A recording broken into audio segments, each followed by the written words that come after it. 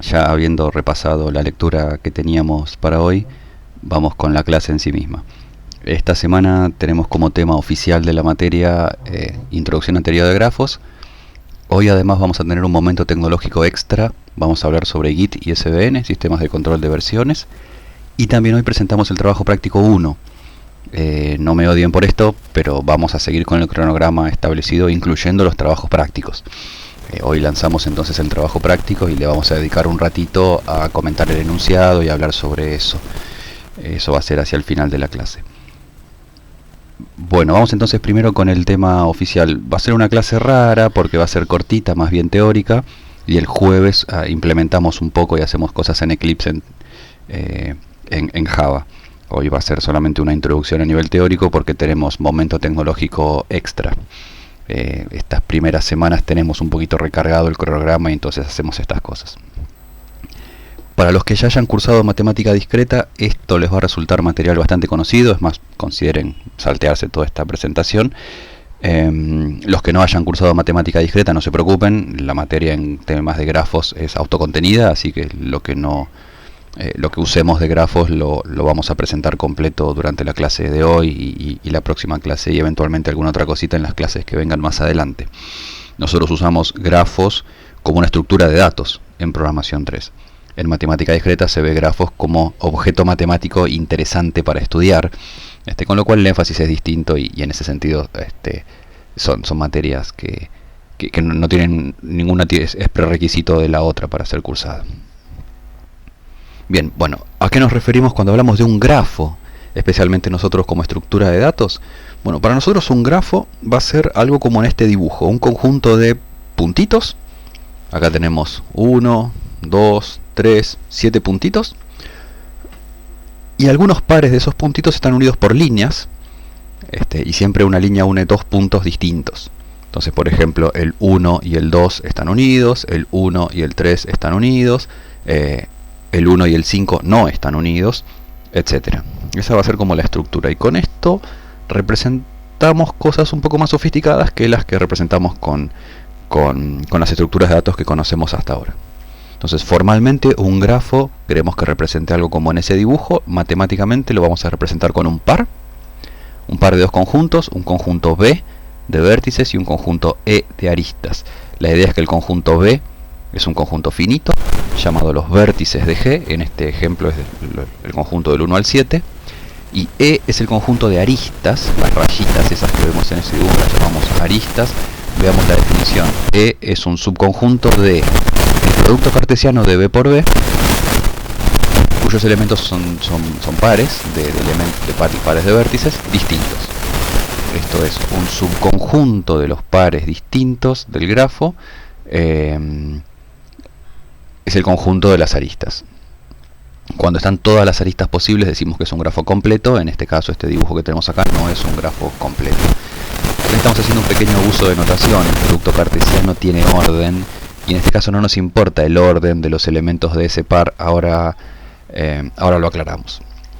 Por ejemplo, para el grafo del dibujito, el conjunto B de vértices es el conjunto del 1 al 7. Tenemos 7 vértices y el conjunto de las aristas es la arista 1, 2, la arista 1, 3, la arista 2, 3, por ejemplo, la arista 2, 3 es esta, ¿no? La arista 2, 4, la arista 2, 4 es esta. La arista 3, 4, 3, etcétera, hasta la arista 6, 7 es la última de nuestro listado, que es esta, la arista 6, 7. El orden de los extremos de la arista no es importante, en realidad, y acá es el abuso de notación que mencionaba recién, es más adecuado hablar de no un elemento del producto cartesiano de vértices por vértices, sino de un subconjunto de dos elementos distintos. Entonces, la arista, por ejemplo, 3, 4, que es esta que está acá, no importa si va de 3 a 4 o de 4 a 3, no hay un orden. Es la arista que une el 3 y el 4 de manera simétrica. Entonces, en realidad, lo más razonable es considerarlo como un subconjunto de dos elementos distintos, el conjunto 3, 4. Es una notación un poco incómoda poner llave 3, 4 llave así. Entonces lo habitual es hablar de la arista entre el 3 y el 4 como 3, 4 o bien 4, 3.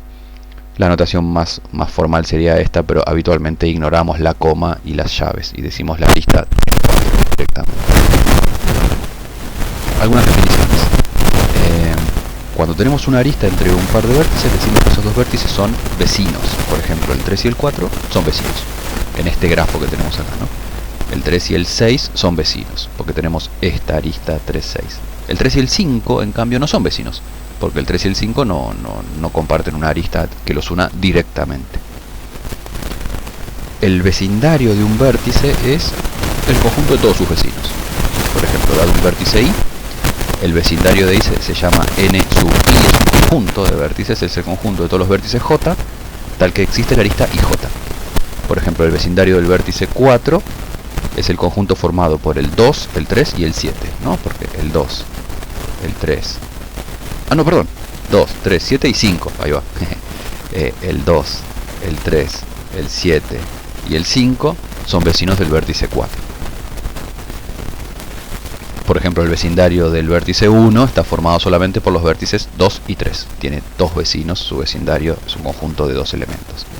Y llamamos el grado del vértice a la cantidad de vecinos, o sea, al cardinal del conjunto de vecinos.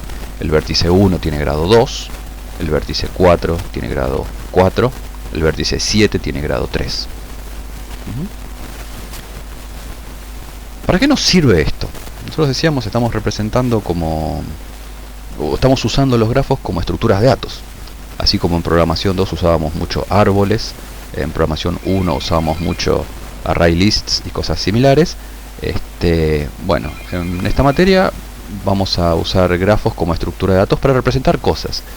Y un grafo es una herramienta que permite representar de manera muy limpia la situación en la que tengo algunas entidades y una relación simétrica entre ellas, entre pares de elementos de esa entidad. O sea, conjuntos en los que hay alguna relación que no es jerárquica como en el caso de los árboles, o no es lineal como en el caso de las estructuras secuenciales, array list, listas enlazadas y esas cosas. Entonces, por ejemplo, ¿qué pasa si tengo el mapa de rutas entre un grupo de ciudades? Esto es, quiero trabajar quiero hacer alguna cosa que implique operar sobre un mapa. Mi dato de entrada o lo que tengo guardado en la base de datos para trabajar es un mapa. Por ejemplo, el mapa de todas las rutas de la provincia de Buenos Aires. Entonces tengo algo así como todas las ciudades de la provincia, o todos los pueblitos, o todos los lugares por donde pasa una ruta, y tengo las rutas que los unen, que tienen toda clase de configuraciones. Bueno, en ese caso resulta muy natural poner un vértice por cada ciudad, por cada paraje, por cada lugar por el cual pase una ruta y me interese distinguirlo en el mapa, y tengo una arista por cada tramo de ruta entre dos ciudades consecutivas. Por ejemplo, supongamos que la ruta 2 tiene un tramo que va de, no sé, de Chascomús a, estoy inventando, no sé, Dolores. Supongamos que no hay ningún pueblo en el medio. Si hay algún pueblo en el medio me van a odiar por estar ignorándolos, pero supongamos que no hay nada en el medio, entre Chascomús y Dolores. Bueno, tenemos una arista que va entre el vértice que representa el Chascomús y el vértice que representa a Dolores. Y eso lo que representa es, hay un tramo de ruta directo entre estos dos vértices. ¿Sí? Puede ser que cada arista tenga asociado además un numerito que sea la distancia de ese tramo, la velocidad máxima, el costo, no sé, en nafta de transitar ese tramo. Ya vamos a hablar sobre esas cosas. Pero por lo pronto con el grafo lo que representamos es el mapa de rutas, la red vial, donde los vértices son los puntos de interés en mi mapa, y las aristas no representan rutas completas, sino tramos de rutas entre dos puntos de interés consecutivos para la ruta. Entonces, por ejemplo, la ruta 2 va a estar representada por un montón de aristas, una a continuación de la otra, que representan el recorrido entre, no sé, La Plata y Mar del Plata. Pasa algo parecido adentro de una ciudad. A veces queremos trabajar con un mapa, pero no el mapa de rutas, la red vial, sino adentro de una ciudad. Por ejemplo, cuando a Google Maps nosotros le decimos quiero ir desde acá hasta el kiosco más cercano, ahí no estamos transitando rutas, sino que estamos transitando calles, y también es un mapa, pero con una representación un poco distinta. En este caso los vértices representan las esquinas. Esto es, yo estoy ubicado en algún lugar y quiero llegar hasta otro lugar, estoy ubicado dentro de mi mapa. ¿Cómo se representa en este caso un viaje por adentro de ese mapa que es una ciudad, bueno, cada vértice es una esquina, o mejor dicho, por cada esquina ponemos un vértice y por cada cuadra ponemos una arista. Esa arista lo que representa es, hay un camino directo entre esta esquina y esta otra. El grado de los vértices en general es bajo. Una esquina típica tiene 4 calles, es la intersección de 2 calles, por lo tanto tengo 4 aristas que inciden sobre esa esquina.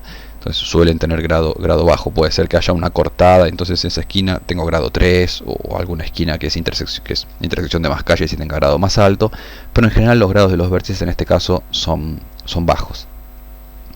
Entonces cuando yo le digo a alguna aplicación de viaje sobre mapas, quiero ir de acá al kiosco más cercano, bueno, ubica cuál es el kiosco más cercano y hace un recorrido en este grafo que corresponde a ir caminando por distintas calles, o sea, ir recorriendo aristas desde el vértice en el que estoy hasta el vértice del kiosco más cercano,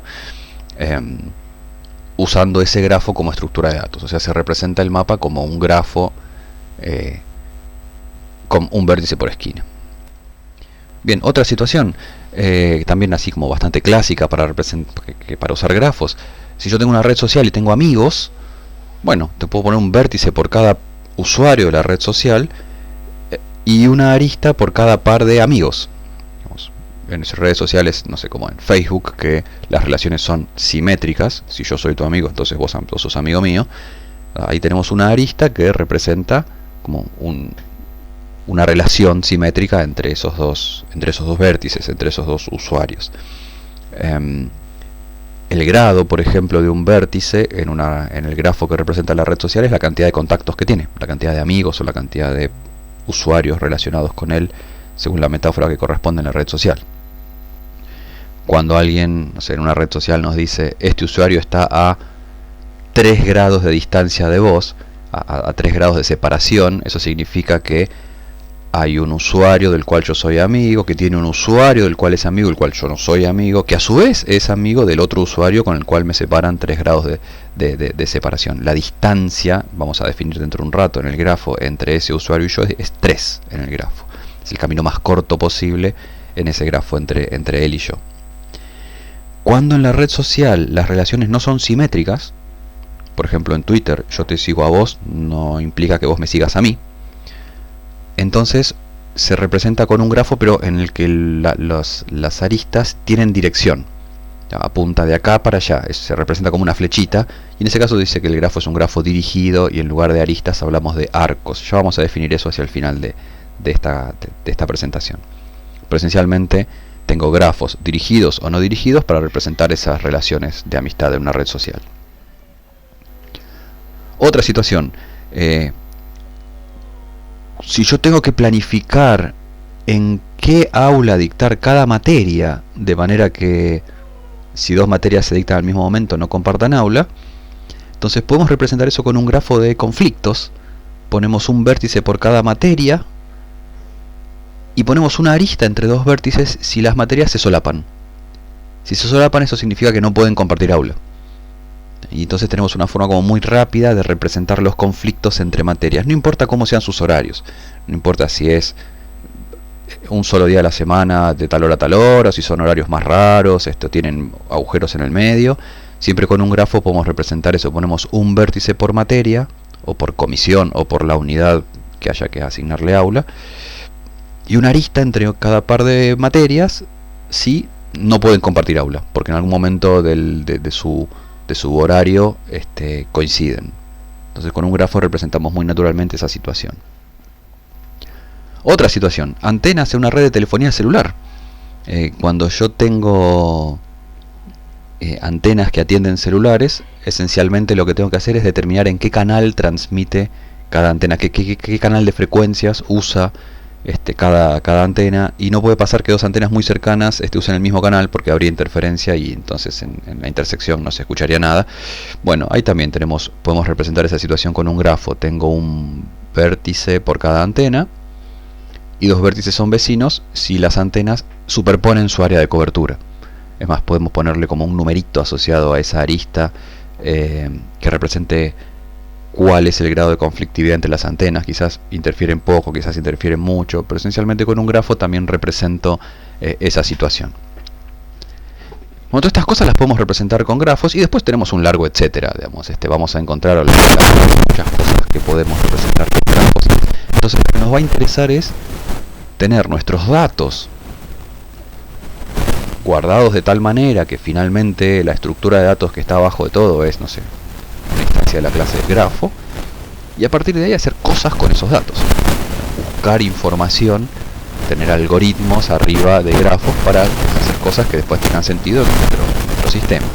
Entonces va a ser como interesante estudiar problemas sobre grafos, así como estudiamos en materias anteriores problemas sobre secuencias, no sé, ordenar la secuencia, buscar un elemento en una secuencia desordenada, buscar un elemento en una secuencia ordenada, así como hicimos algoritmos sobre árboles y eso nos permitía hacer cosas interesantes. Bueno, también vamos a hacer cosas sobre grafos. Vamos a ver qué cosas interesantes podemos hacer sobre grafos para después en nuestras aplicaciones usar esos algoritmos para algo que tenga sentido en la aplicación en sí misma. Entonces esta es la motivación, este es el por qué nos interesa este tipo de cosas. Bien, más definiciones. Vamos a hablar hoy sobre cuestiones de recorrido en grafos y vamos a ver otras definiciones en clases que van a venir más adelante. Decimos que tenemos un camino entre dos vértices cuando tengo una secuencia de aristas que nos permite ir desde un vértice hasta el otro. Por ejemplo, tenemos un camino del vértice 1 al vértice 5, que es la arista 1, 2, la arista 2, 4 y la arista 4, 5. Eso es un camino desde 1 hasta 5. No es el único. Por ejemplo, otro camino podría ser 1, 2, 2, 3, 3, 4, 4, 7, 7, 6, 6, 5. No es el camino más corto, pero también es un camino. Una secuencia de aristas que lleva de un vértice a otro la llamamos un camino. En este grafo que tenemos acá hay camino entre todo par de vértices. Por ejemplo, un camino del 6 al 4. Fíjense, el 6 y el 4 no son vecinos, pero podemos hacer 6, 5, 5, 4. O 6, 7, 7, 4. O 6, 3, 1, 2, 4. O cualquier otro camino similar. Nos interesa habitualmente el camino más corto. Y eso es lo que genera la distancia entre dos vértices. La distancia entre dos vértices es la cantidad de aristas del camino más corto entre ellos. Por ejemplo, habíamos visto varios caminos entre el vértice 1 y el 5, pero el camino más corto tiene distancia 3. Por ejemplo, 1, 2, 4, 5. Son 3 aristas. Otro camino también con la misma distancia 3 es 1, 3, 4, 5. O 1, 3, 6, 5. Pero caminos más raros como 1, 3, 6, 7, 4, 5 ya no son el camino más corto. Y fíjense que no hay forma de llegar del 1 al 5 con 2 aristas solamente. Entonces decimos que la distancia entre 1 y 5 es 3. Por ejemplo, la distancia entre el 2 y el 7 es 2, porque tengo 2, 4, 4, 7. 2 aristas. Pero con una sola arista no puedo llegar porque no son vecinos. Entonces entre 2 y 7 hay distancia 2, la distancia del camino más corto. Ya vamos a ver algoritmos para calcular el camino más corto entre dos vértices en términos de la cantidad de aristas. Decimos que el grafo es conexo si hay un camino entre todo par de vértices. O sea, yo estoy parado en cualquier vértice y quiero ir a cualquier otro vértice del grafo, siempre puedo. Este grafo que tenemos acá como ejemplo en la transparencia es conexo. Entre cualquier par de vértices tenemos un camino. Entre, por ejemplo, el 3 y el 5 hay un camino. 3, 6, 6, 5. Entre el 3 y el 2 hay un camino, muy directo, la arista 3, 2. No hay ningún par de vértices tal que no haya forma de ir de uno a otro. Podría pasar que no fuera ese el caso, ¿no? Que no hubiera manera de ir de un vértice a otro. Por ejemplo, vean este otro grafo, que es el mismo de recién, pero con algunas aristas eliminadas. Este es un grafo que tiene 7 vértices, del 1 al 7, y tiene 1, 2, 3, 4, 5, 6, 7, 8 aristas. No son dos grafos, es un grafo solo. Es el grafo que tiene del 1 al 7 como conjunto de vértices y como conjunto de aristas 1, 3, 1, 2, 3, 2, 2, 4, 3, 4, 6, 5, 6, 7 y 5, 7.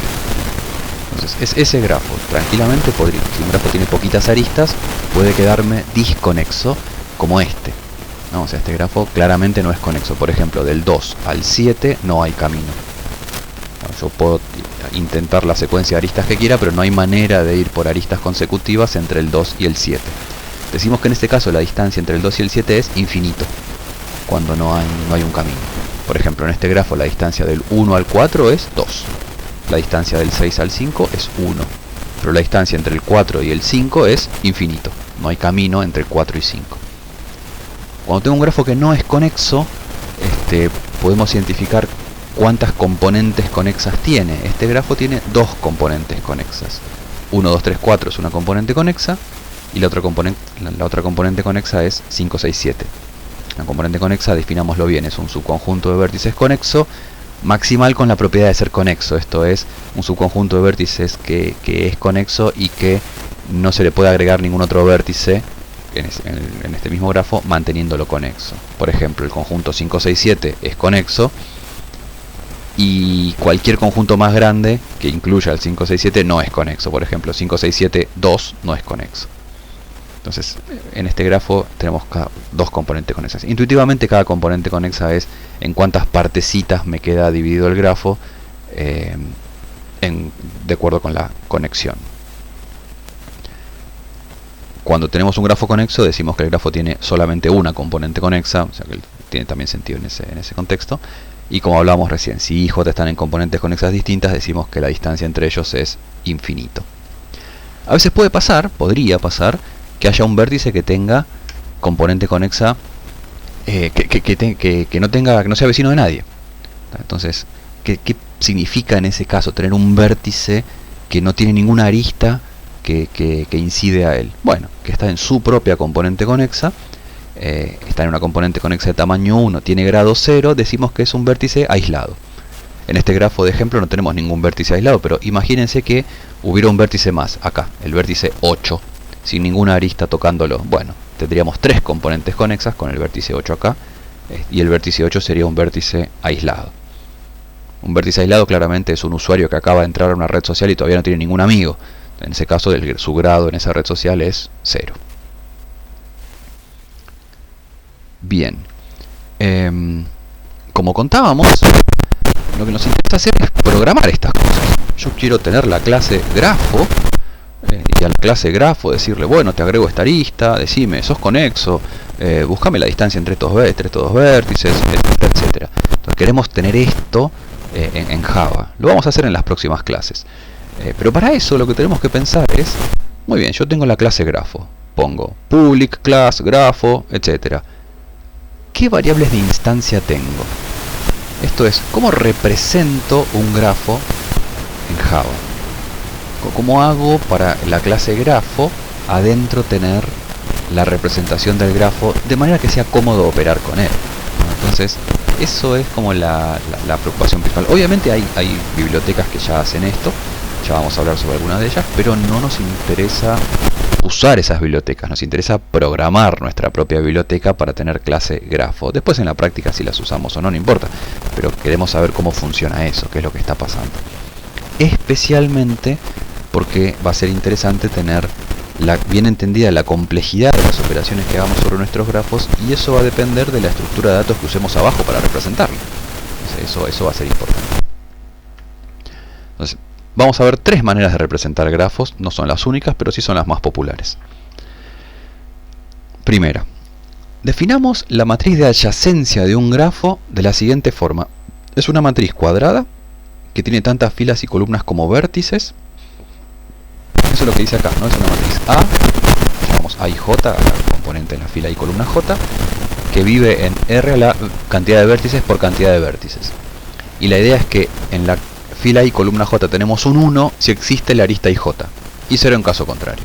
Entonces, por ejemplo, en el grafo de nuestro ejemplo hasta ahora, tenemos 7 vértices, su matriz de adyacencia entonces tiene 7 por 7, a ver, 1, 2, 3, 4, 5, 6, 7 por 7, es una matriz cuadrada.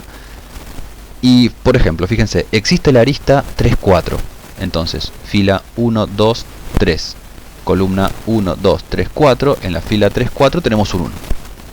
También tenemos un 1 en la fila 4, columna 3, porque así como entre el 3 y el 4 hay una arista, esa misma arista también conecta el 4 con el 3. Esta matriz es simétrica, o sea, si está en la posición IJ, también está si hay un 1 en IJ, también hay un 1 en JI, y viceversa con el 0, y lo mismo con los ceros. Por ejemplo, acá tenemos un 1, fila 1, columna 3, eso significa que existe la arista 1, 3. Y también tengo un 1 en 3, 1, porque existe la arista 3, 1. La 1, 3 y la 3, 1 son la misma arista. Fíjese que en la diagonal hay ceros, Eso significa que no hay aristas entre un vértice y el mismo. Eso se llaman loops. Cuando el grafo permitimos que tenga loops, decimos, a veces se dice que es un pseudografo, y cuando no tiene loops decimos que es un grafo simple. Vamos en general a considerar grafos sin loops. Y con eso tenemos una forma bien clara de representar a nuestro grafo, ¿no? O sea, tenemos esa matriz de adyacencia en la cual representamos con unos o ceros, o verdaderos y falsos, la existencia de aristas. Pero fíjense que eso va a ser bastante fácil de hacer en Java. Tenemos, no sé, la clase de grafo, y tenemos acá dentro, como variable privada, una matriz de, bueno, en lugar de ceros y unos, de booleanos, la matriz de adyacencia. Si suponemos que nuestro grafo se construye con una cantidad de vértices dada, digo, dame el grafo vacío con 7 vértices, entonces la matriz de adyacencia se inicializa con una matriz de 7 por 7, todos falsos, ¿no? O sea, esto tengo 7 vértices y no hay ninguna arista. Toda sería como tener los vértices del 1 al 7 y ninguna arista entre ellas, 7 vértices aislados, 7 componentes conexas unitarias. Entonces la clase grafo acá es muy fácil. Tengo como matriz de adyacencia una matriz de booleanos, se inicializa con una matriz de n por n al principio, toda con falsos, y ya que me estoy guardando la cantidad de vértices con la que me inicializaron, no hace falta, eso también es add.length, ¿no? pero la guardamos. ¿Cómo se agrega una arista? ¿Cómo agrego la arista IJ entre I y J? Bueno, eso es poner un true en la posición IJ y también en la posición JI, ¿no? Si agrego la arista 2, 3, el 2 está conectado con el 3, pero el 3 también está conectado con el 2, con lo cual la mantengo simétrica de esta manera. Una pequeña aclaración, esta es una transparencia como compactada para ver la estructura de datos. Ahora, no vamos a en general implementar algo tan crudo. No estamos chequeando que ni I ni J estén en rango, no está claro qué pasa si la arista IJ ya existe y la queremos agregar de vuelta. Vamos a hablar de eso más adelante cuando implementemos la clase grafo. Por ahora esto es como lo mínimo que hay que hacer para que esto funcione. Bien, ¿qué significa borrar la arista IJ? Bueno, es en la posición IJ y en la posición JI de esa matriz poner falso. ¿Está bien? Si antes había un true, ahora pongo un falso. Eso significa la arista IJ antes existía, ahora en este grafo nuevo ya no existe. ¿Y qué es consultar si la arista IJ existe? O sea, si I y J son vecinos. Bueno, es ver si en la posición IJ de la matriz, o JI, que sería lo mismo, hay un true. En ese caso eso es directamente lo que retornamos. Con lo cual, agregar, borrar y eliminar aristas termina siendo algo muy sencillo con esta representación. ¿Está bien? O sea, es cuestión de poner y sacar verdaderos y falsos de la matriz de adyacencias. Entonces, acá viene el asunto importante. Dijimos, bueno, podemos representar grafos con su matriz de adyacencia. ¡Qué bien! Fenómeno. Podemos tener la clase grafo y construir un grafo con una cierta cantidad de vértices prefijada de antemano y después decir, bueno, se pueden agregar, borrar y consultar la existencia de aristas. Fenómeno. Ahora, ¿cuánto me cuesta hacer esas cosas? ¿Qué complejidad tiene cada una de esas operaciones? ¿Y qué complejidad tienen eventualmente otras operaciones que nos interesen? Y acá es donde uno se juega la performance de los algoritmos arriba de esta clase grafo sobre esta estructura de datos, con la complejidad de las operaciones que vamos a usar. Entonces, es muy importante tener claro cuando usamos un TAD, qué estructura de datos usa adentro, y entonces qué impacto tiene eso sobre la complejidad computacional de las operaciones que vamos a usar sobre el TAD. Si resulta que algo que nosotros usamos todo el tiempo es O de n cuadrado, y bueno, quizás no te convenga usar ese TAD con esa estructura de datos adentro, porque esa operación que usas todo el tiempo es muy lenta. Bien, entonces, con esta representación, con una matriz de adyacencia, ¿cuánto nos cuesta agregar una arista? Vuelvo para atrás. Agregar una arista es esto, ¿no? La línea 6. ¿Qué complejidad tiene esto, agregar una arista? Bueno, agregar una arista es O de 1, así como estamos, ¿no? Es poner un par de trues en una matriz. ¿Qué complejidad tiene eliminar una arista? Bueno, también es O de 1, es poner un par de falsos en la matriz. ¿Qué complejidad tiene consultar si existe una arista? También es O de 1, era acceder a una posición de una matriz. Con lo cual, todo esto funciona rápidamente. Ahora, ¿qué desventajas tiene esto? Bueno, a ver, consideremos esta operación. No la implementamos, pero ¿cuánto nos costaría agregar un vértice? Y veamos acá, ¿qué significa agregar un vértice? Vuelvo para atrás a la matriz de adyacencia. Tengo acá 7 vértices, matriz de 7 por 7. Si ahora me dicen, bueno, agrega un vértice, va a ser el vértice 8. ¿Cuánto me cuesta generar ahora una matriz de 8 por 8? No puedo agregar una fila y una columna a esta matriz en memoria. Es una matriz que tipo es un array. Entonces no me queda otra que generar otra matriz, copiar todos los datos que tengo acá a la nueva matriz y tratar de hacer eso lo más eficientemente posible. Pero por más eficiente que trate de hacerlo, eso va a ser bastante lento. No me queda otra que generar una nueva matriz y reemplazar la matriz de adyacencia anterior por la nueva. Eso me va a costar, así que volvamos a nuestro análisis. Agregar un vértice, si llamamos n a la cantidad de vértices del grafo, agregar un vértice me cuesta O de n cuadrado. ¿Está bien?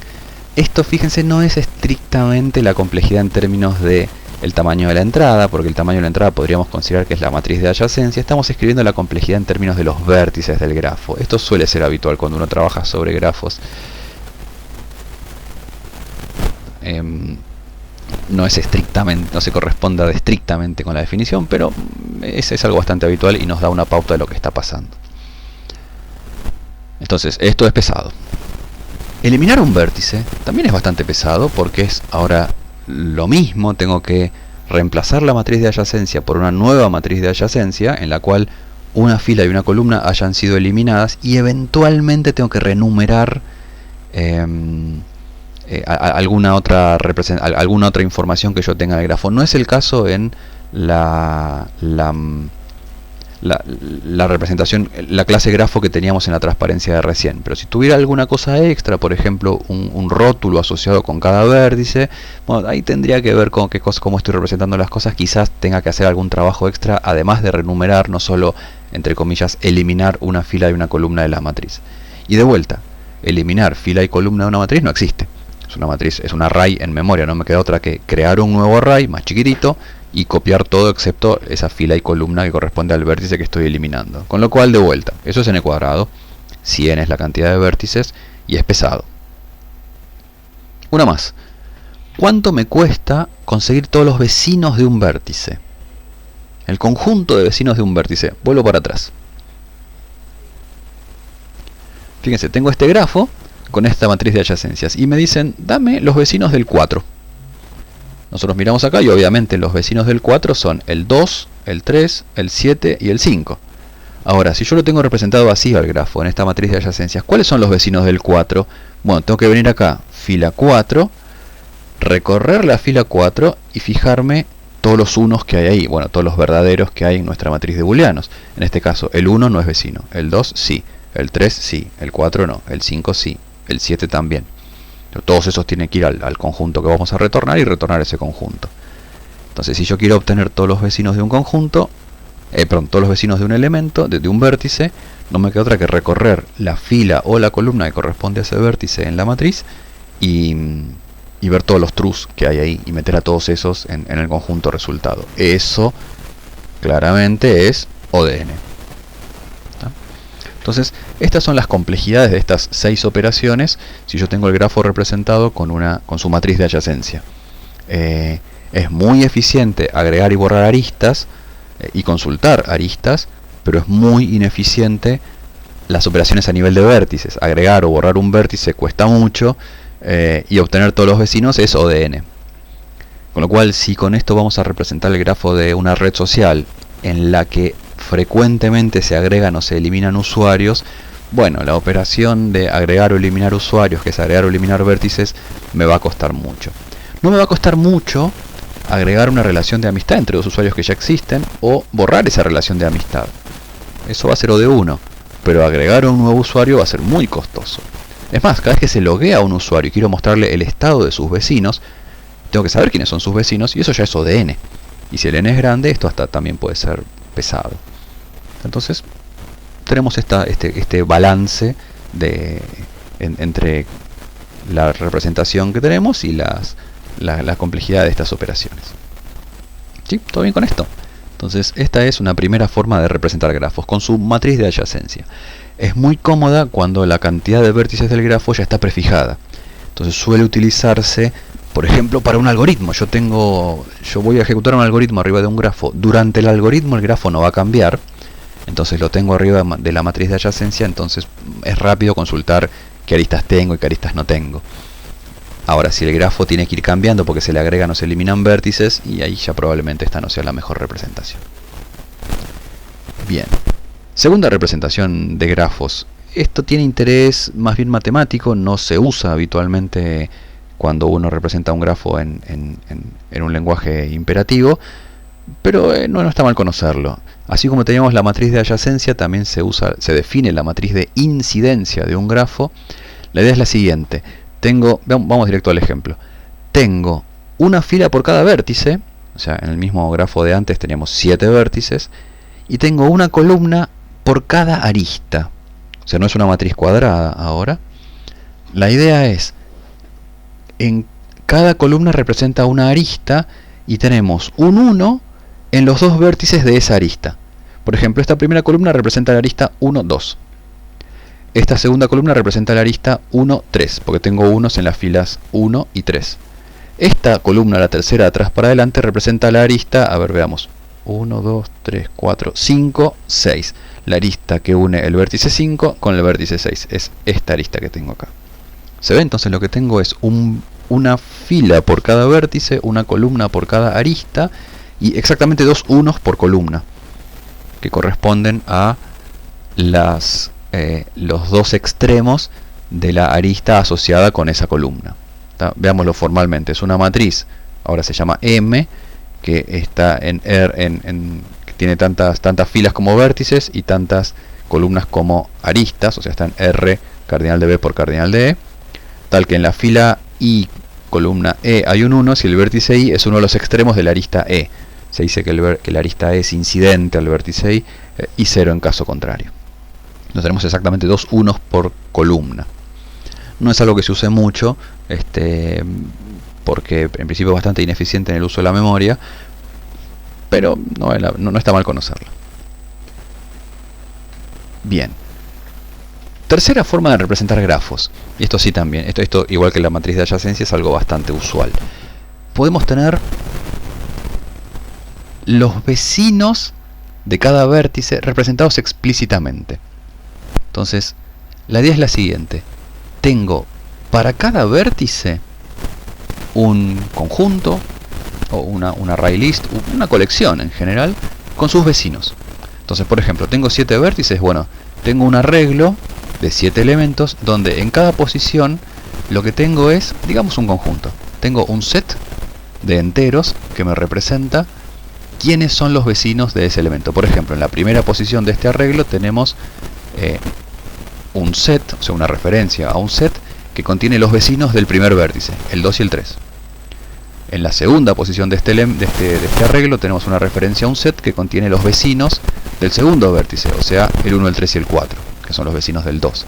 Y así siguiendo, lo que tenemos es ahora lo vemos en Java, pero lo que tenemos es una lista de conjuntos. De manera que en la iésima posición de esa lista está el conjunto que representa los vecinos del vértice I. Eso se llama representación por listas de vecinos. Por ejemplo, el vértice 4 tiene 4 vecinos, 2, 3, 7 y 5. Bueno, acá tenemos en la posición 4 tenemos una referencia a un conjunto que tiene 2, 3, 7 y 5. ¿Sí? ¿Cómo se implementa esto? Bueno, ahora en lugar de tener una matriz adentro, lo que tenemos es una lista de conjuntos. De manera que en esta lista, en la iésima posición, lo que tiene es el conjunto que contiene los vecinos del vértice I. Un grafo, supongamos que se construye igual que antes, con la cantidad de vértices inicialmente. Inicializamos este array list de vecinos agregándole n conjuntos vacíos. Fíjense, lo que hacemos con esto es agregamos n veces un conjunto vacío. Entonces con eso estamos diciendo, bueno, inicialmente nadie tiene vecinos, son todos vértices aislados. ¿Cómo se agrega la arista IJ? Bueno, al conjunto de vecinos del vértice I tenemos que agregarle el J, y al conjunto de vecinos del vértice J tenemos que agregarle el I. De vuelta, esto es simétrico. Vuelvo para atrás. Fíjense, la arista 2, 3. Tenemos al 3 como vecino del 2 y al 2 como vecino del 3. Esto es simétrico. Entonces, cuando agregamos la arista IJ, a los vecinos de I agregamos el J y a los vecinos de J le agregamos el I. ¿Cómo se borra una arista? Bueno, de los vecinos de I sacamos el J y de los vecinos de J sacamos el I. ¿Y cómo se ve si existe la arista IJ? Bueno, vamos a los vecinos de I y fijamos si ahí está el J. O podríamos haber ido a los vecinos de J y ver si ahí está el I. ¿Sí? Entonces, todo esto también sigue siendo de 1, ¿no? Todas estas tres operaciones, pero ahora representado distinto. Bueno, o de 1 charlemos un poquito, ahora un poquito, pero bueno. Bien, entonces, veamos las complejidades de estas cosas. ¿Cómo se consiguen todos los vecinos de un vértice? Lo que antes me costaba un montón, vuelvo para atrás.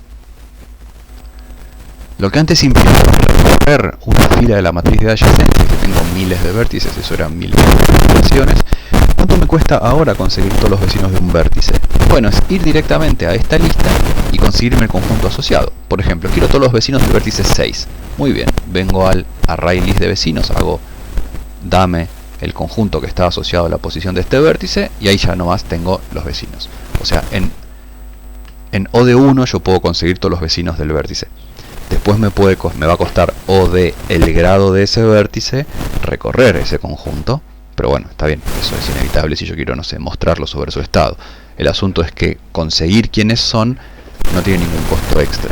Después tengo que recorrer esos. Obviamente, si un vértice es vecino de todo el mundo, bueno, me va a costar O de n recorrer sus vecinos, pero eso no hay chance de hacerlo en menos tiempo. ¿Cuánto me cuesta agregar un vértice? Por ejemplo, vuelvo para atrás. Tengo el grafo así como está, quiero agregar el vértice 8 aislado. ¿Cuánto me cuesta agregar el vértice 8 sin ningún vecino? Bueno, no me cuesta nada. Bueno, sí me cuesta algo, pero eso de 1. Esto es, agrego un nuevo elemento al array list y a ese elemento le asocio el conjunto vacío. Y acá hay una pequeña consideración a tener en cuenta. ¿Qué significa agregar un nuevo elemento a un array list? Bueno, la mayor parte del tiempo agregar un nuevo elemento a un array list es O de 1. Porque el array list está implementado usando un arreglo como estructura de datos y se usa para el arreglo un poquito de espacio extra sin usar. Entonces, agregar un elemento a ese arreglo la mayor parte del tiempo es O de 1, es solamente mover en 1 el índice que apunta al próximo elemento. Cada tanto, cuando el arreglo que está abajo se llena, lo que hay que hacer es pedir espacio para un nuevo arreglo, y en ese caso hay que copiar los contenidos del arreglo anterior al nuevo arreglo más grande, y eso me cuesta O de n.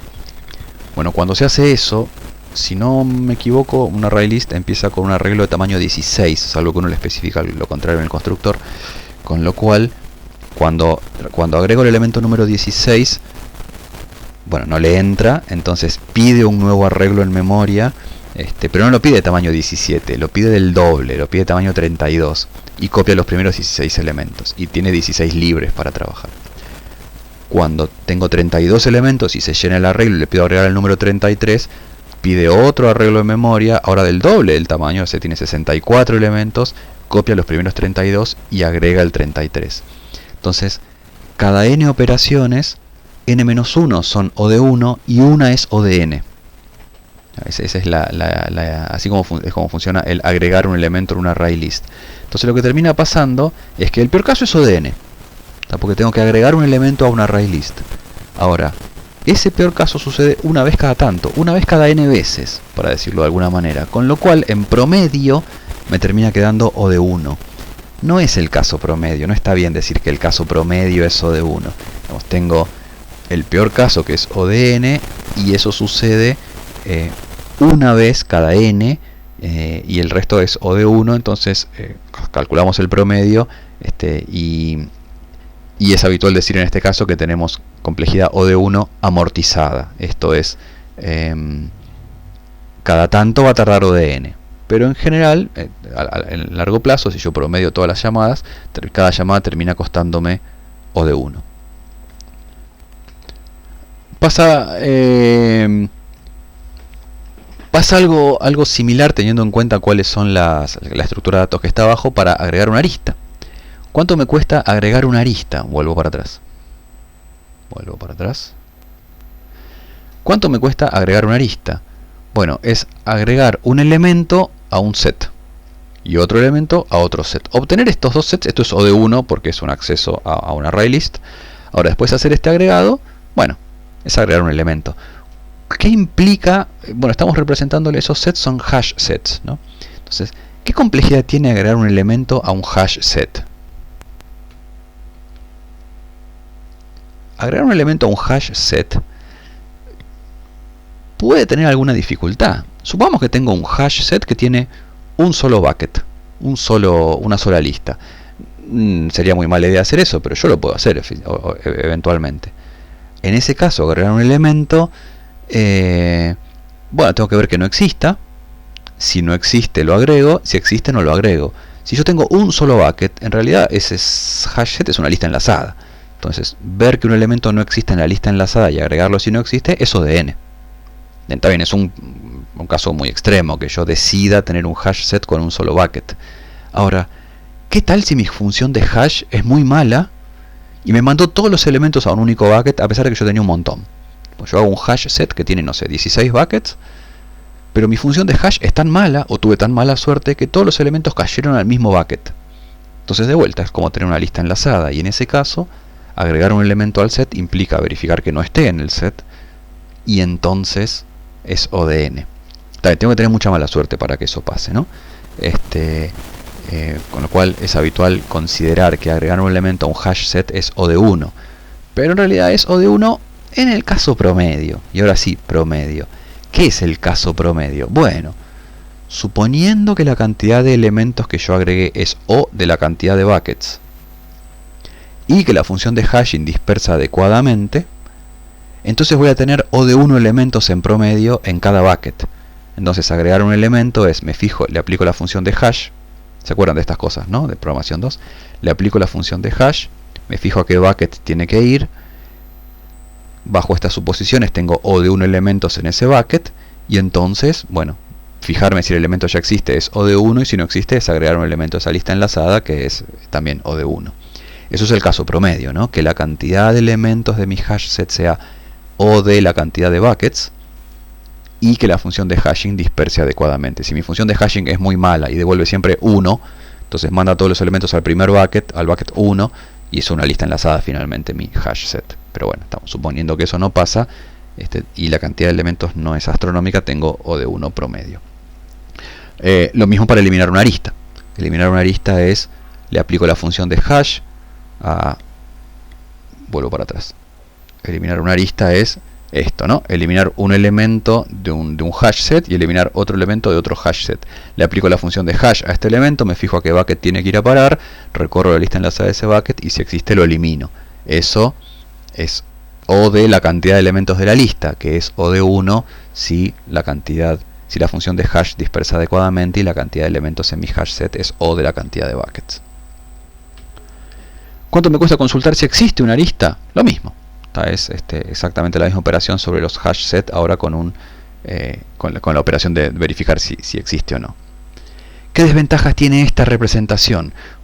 Bueno, la dificultad más grande es eliminar un vértice. Vuelvo para atrás otra vez. No hagan esto en casa. Fíjense, yo tengo acá el grafo representado de esta manera, con listas de vecinos. ¿Qué implica borrar el vértice 4? Bueno, borrar el vértice 4 implica sacar este vértice, sacar sus 4 aristas, y después el 5, el 6 y el 7, por lo menos para que esto tenga algún sentido, tenemos que renumerarlos a 4, 5 y 6. O sea, el vértice 5 ahora tiene que pasar a ser el vértice 4, el vértice 6 tiene que pasar al vértice 5, el vértice 7 tiene que pasar a ser el vértice 6. Es un trabajito. A ver, por lo pronto, borrar el vértice 4 es sacar esta entrada del array list. Eso ya me cuesta O de n. Después, sacar el 4 de todos los lugares donde aparece. Acá está el 4 como vecino del 2, hay que sacarlo. Acá está el 4 como vecino del 3, hay que sacarlo. Acá está el 4 como vecino del 5, acá está el 4 como vecino del 7, hay que sacarlos. Y después todas las apariciones de vértices mayores que 4 hay que restarles 1. Porque ahora el vértice 7 pasa a ser el vértice 6. y el vértice 5 pasa a ser el vértice 4. Entonces lo que me termina quedando es que eliminar un vértice es O de n. Tengo que eliminar un elemento del array list, eso ya es O de n. Después, en cada aparición, en cada hash, hash set que aparece el vértice que estoy eliminando, tengo que sacarlo. Eso es O de 1 potencialmente muchas veces, a lo sumo n veces si era vecino de todo el mundo, n-1 veces, ¿no? Si era vecino de todo el mundo. Y después renumerar todas las apariciones de un vértice por otro, eso también es O de n. Entonces lo que termina quedando es que eliminar un vértice es costoso. No tanto como antes, pero es costoso. Entonces tenemos estas complejidades. Fíjense que estamos diciendo O de 1 promedio porque tengo un hash set. Si en lugar de un hash set pongo un tree set, entonces ya no es O de 1, es log n peor caso. La diferencia que eso es peor caso garantizado. No es O de 1 caso promedio, O de n peor caso, sino log n siempre peor caso. En la práctica conviene usar un hash set, salvo que tenga una función de hash muy mala. Porque un hash set, si la función de hashing dispersa bien, termina siendo muy eficiente. Reemplazarlo por un tree set para tener log n garantizado suele funcionar más lento, salvo que no tenga ninguna garantía sobre la función de hashing o que la cantidad de elementos sea monstruosamente grande. Entonces tenemos esta representación. ¿Todo bien hasta acá? ¿Sí? O sea, lo que tenemos con esto entonces es la posibilidad de representar grafos como estructura de datos, la posibilidad de implementar la clase grafo y hacer cositas arriba de eso. La clase que viene vamos a implementar la clase grafo, permítanme no hacerlo ahora para poder dedicarle espacio a todos los temas que tenemos para esta clase de hoy. Y entonces vamos a jugar un poquito con estas cosas, vamos a testearla, vamos a ver todo esto funcionando. Por ahora es como todo muy teórico y puede parecer medio en el aire. Cuando lo implementemos y lo empecemos a usar va a ser más concreto. Pero en principio lo que tenemos con esto es la posibilidad de representar grafos, de decir cosas, de consultarle cosas al grafo, agregar, borrar vértices y a partir de ahí usarlo como estructura de datos para otros problemas. Entonces quizás más adelante nos digan, bueno, tengo este mapa de la ciudad y quiero hacer tal cosa con el mapa. Bueno, lo represento con un grafo y consultándole cosas a ese grafo terminaré haciendo cosas que me interesen a la aplicación final que involucre ese mapa. Bien, para terminar esta parte, dos palabritas sobre el caso dirigido. Habíamos dicho que a veces nos interesa que las aristas tengan sentido, tengan dirección. Bueno, en ese caso decimos que tenemos un grafo dirigido o un digrafo y lo que tenemos de vuelta es un par. Lo que antes se llamaban vértices ahora suelen llamarse nodos del grafo, y lo que antes eran aristas ahora tienen sentido, ahora sí son elementos del producto cartesiano de aristas de nodos por nodos distintos, son pares ordenados, los llamamos arcos y lo representamos con flechitas. Por ejemplo, tengo el arco 6-5 pero no el arco 5-6. Podría tener también el arco 5-6 y lo dibujo con una flecha paralela que va en la otra dirección, pero en este caso no lo tengo. A diferencia de los grafos no dirigidos, ahora las aristas tienen orden. Entonces decir la arista 3-4 no es lo mismo que decir la arista 4-3. Habitualmente representamos con grafos dirigidos la situación en la que tengo algún orden de recorrida del grafo. Por ejemplo, si mi grafo representa las cuadras, las calles de una ciudad, y ahora lo voy a recorrer no a pie, sino en auto, entonces ya me pasa a tener importancia el sentido de las calles. Si una calle es mano única, lo represento con arcos que van en una dirección. Si la calle es doble mano, la represento con los dos arcos entre cada par de esquinas consecutivas, uno en una dirección y otro en la otra dirección. Algunas definiciones adaptadas de lo que hicimos hace un rato. Diferenciamos entre el grado de entrada y el grado de salida de cada nodo. El grado de entrada de un nodo, que lo llamamos d menos i, es la cantidad de nodos j, tal que existe el arco ji. Y el grado de salida de un nodo es la cantidad de nodos j, tal que existe el arco ij. Por ejemplo, el grado de entrada del nodo 3 es 1, porque le entra un arco. El grado de salida del nodo 3 es 3, porque le salen 3 arcos. ¿Sí? Por ejemplo, el grado de entrada del nodo 1 es 0, no le entra ningún arco. En cambio, el grado de salida es 2. Y de la misma forma definimos el vecindario de entrada y el vecindario de salida, ¿no? O sea, los vértices que le entran, los vértices tienen arcos que van hacia J, hacia I, y los vértices que tienen arcos que van desde I, los vecinos de entrada, el vecindario de entrada, el vecindario de salida de cada uno de los vértices. La noción de camino también existe en este caso, pero se respeta el sentido de los arcos. Por ejemplo, en este dígrafo de ejemplo tenemos un camino desde el 1 hasta el 5.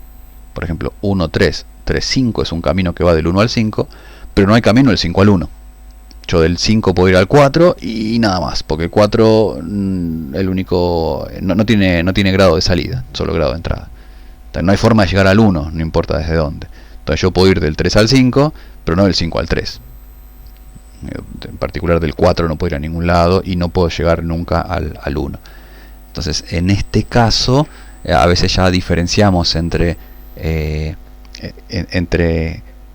la posibilidad de llegar de un nodo a otro con o sin sentido. Como grafo esto es conexo, pero como dígrafo ya no está tan claro, porque no puedo ir de cualquier nodo a cualquier nodo. Entonces eso en algún momento nos va a resultar interesante. Por ahora solamente como para mencionarlo, para saber que tenemos esa opción. Bueno, entonces con esto lo que tenemos es una pequeña introducción a la teoría de grafos. Como les contaba, vamos a usar grafos como estructura de datos. La clase que viene vamos a implementar la clase grafo para jugar un poquito con eso, o sea, vamos a hacer algunas cositas con Eclipse. Por ahora solamente definiciones para trabajar con esto. Ahora haríamos un intervalo y después de esto vamos a hablar un poquito sobre el trabajo práctico, ya lo dejamos presentado, y vamos a hablar sobre sistemas de control de versiones. Así que nos vemos cuando ustedes quieran.